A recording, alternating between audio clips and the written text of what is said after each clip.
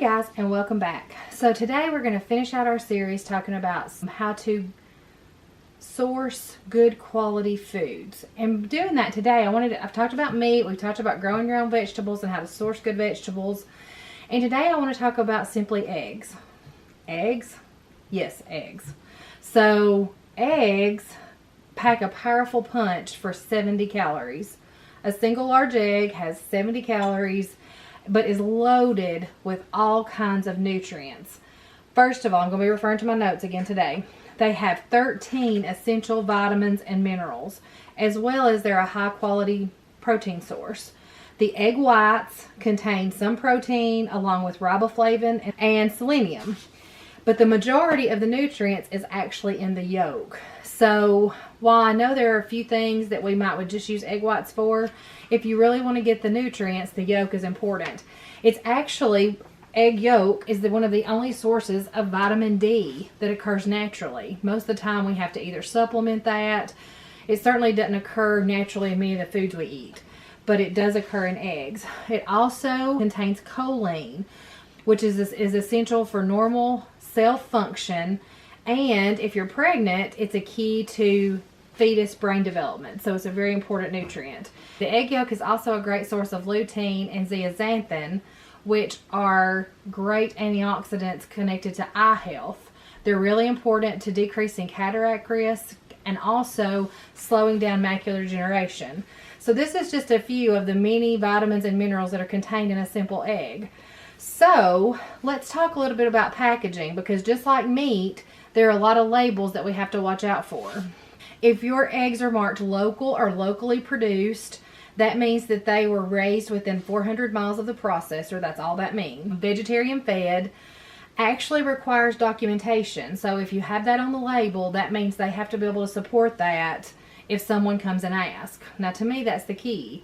Is how much of these labels that the USDA approved do they actually follow up and check? I don't know. They don't have, I don't know. It's just hard to know.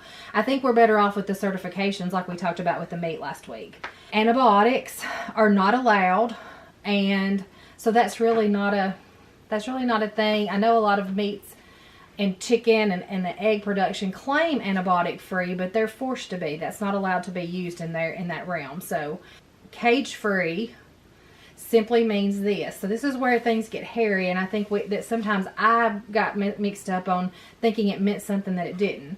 So I'm going to be looking at my notes because I want to tell you this exactly. So cage free simply means that the chicken has a space to roam vertically and horizontally indoors. And all of these come with the understanding that they'll have protection from predators and access to fresh water and food. But that's all that means when it says cage free. It doesn't, to me, I always thought, well, wow, that's a chicken out roaming around. That's not the case. It's only got to do with the space allowed indoors.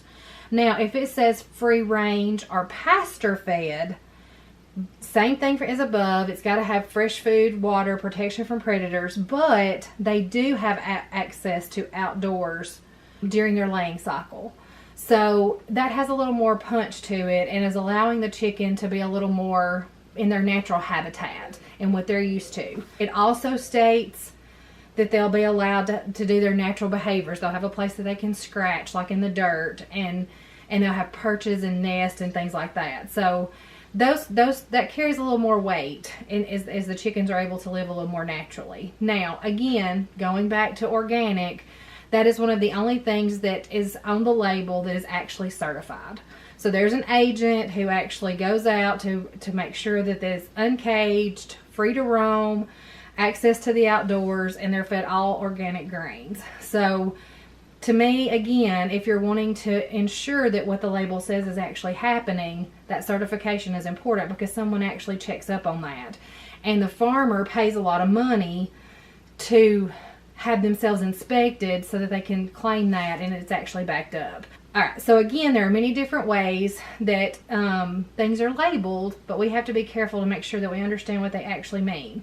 So, I just wanted to share that I'm paying about $4.49 right now for a dozen of pastured eggs, pasture-raised chickens that are laying the eggs that I eat.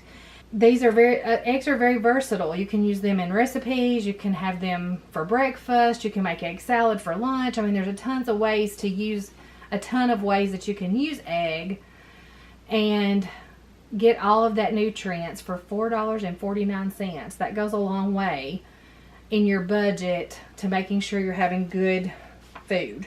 So if you're trying to get the most out of your grocery budget, I would say really leaning in to paying a little more a dozen for your eggs and making sure that they're a good quality pasture raised egg is a great way to spend your grocery budget. So I just wanted to throw that in about the eggs because they're so nutrient packed and you can tell such a difference. I just challenge you right now to get a dozen of eggs like you normally buy if you're just using a regular traditional egg, and buy a pastured egg and look at the difference in the color of the yolk. And I may have to do that like on my vlog one day. Sometimes if you can't get them, we have to just get the regular eggs. But there's such a difference in that color. It just looks so nutrient rich. If you guys have any questions or would like to comment, please feel free to do so below. We can have a discussion about any kind of food or food sources. And if you like this video, please give it a thumbs up. And I invite you to subscribe to this channel. We're fixing to dive into some exercise suggestions from a PT perspective. See you next time.